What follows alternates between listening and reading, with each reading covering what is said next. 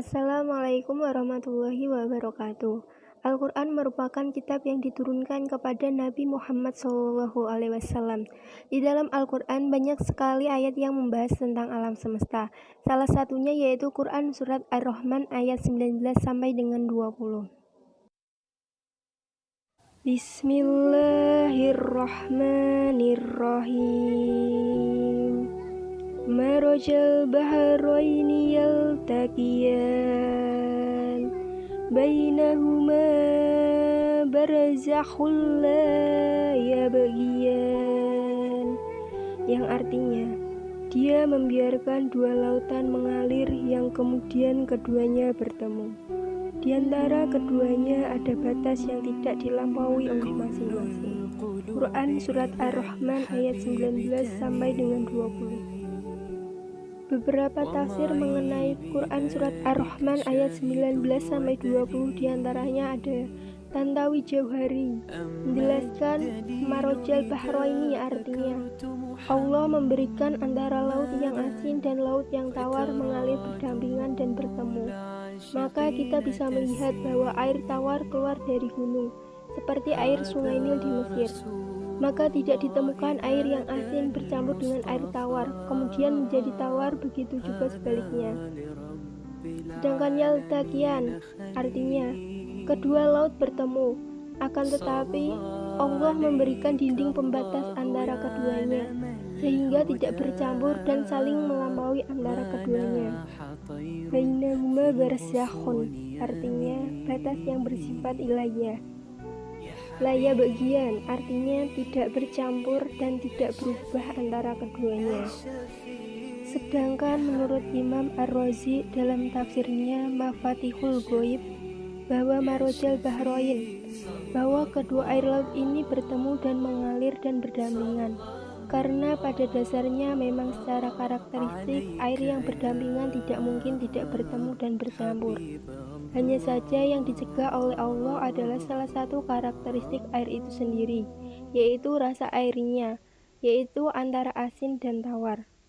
Perspektif sains mengenai pertemuan dua lautan. Agus S. Jamil, seorang saintis muslim, berpendapat bahwa pertemuan dua lautan juga bisa dipahami sebagai pertemuan secara tumpang tindih.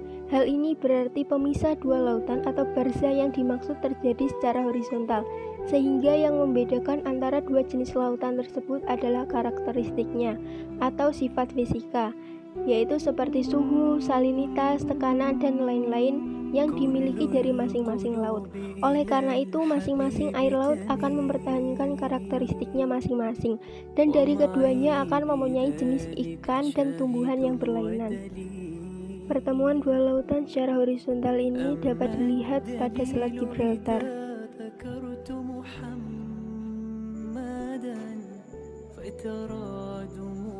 Pada Selat Gibraltar, pada bagian bawahnya air mengalir dari Laut Tengah menuju Samudra Atlantik, sedangkan arus permukaannya bergerak sebaliknya dari Samudra Atlantik ke Laut Tengah.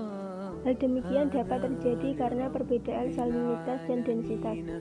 Karena salinitas air Laut Tengah lebih besar dari Samudra Atlantik, maka air Laut Tengah tersebut mempunyai densitas yang lebih besar, sehingga air Laut Tengah yang lebih berat tersebut mengalir ke arah bawah Samudra Atlantik melalui Selat Gibraltar pada bagian yang dalam.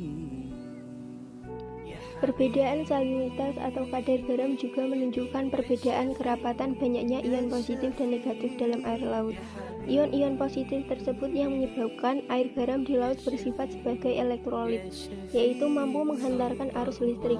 Permukaan zat cair secara alami telah memiliki sifat fisika yang dikenal dengan tegangan permukaan. Akan tetapi, dengan hadirnya partikel-partikel ion positif dan negatif dalam cairan tersebut, akan memberikan pengaruh yang besar pula terhadap sifat terbentuknya lapisan batas antara permukaan dua lautan. Ion-ion pada permukaan larutan dengan adanya medan listrik lain di dekatnya akan terdistribusi membentuk lapisan ganda listrik. Jika dua lapisan ganda listrik tersebut saling mendeteksi satu sama lain, maka akan terjadi interaksi tolak-menolak antara kedua permukaannya. Hal ini menyebabkan kedua lautan tersebut tidak dapat bercampur, seakan-akan terdapat pembatas atau barzah di antara keduanya. maka jelas bahwa Al-Quran mencakup segala sesuatu.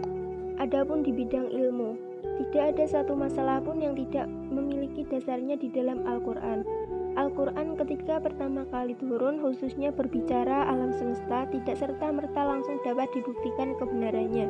Akan tetapi manusia cukup dengan mengimaninya pada waktu itu. Bukti kebenaran Al-Quran akan ditunjukkan kepada umat manusia setelah Al-Quran lengkap diturunkan sebagai kitab suci terakhir, sehingga dapat disimpulkan bahwa Al-Quran terus jalan dengan perkembangan zaman sesuai pemahaman manusia terhadap alam semesta dan sesuai dengan perkembangan ilmu pengetahuan yang ada.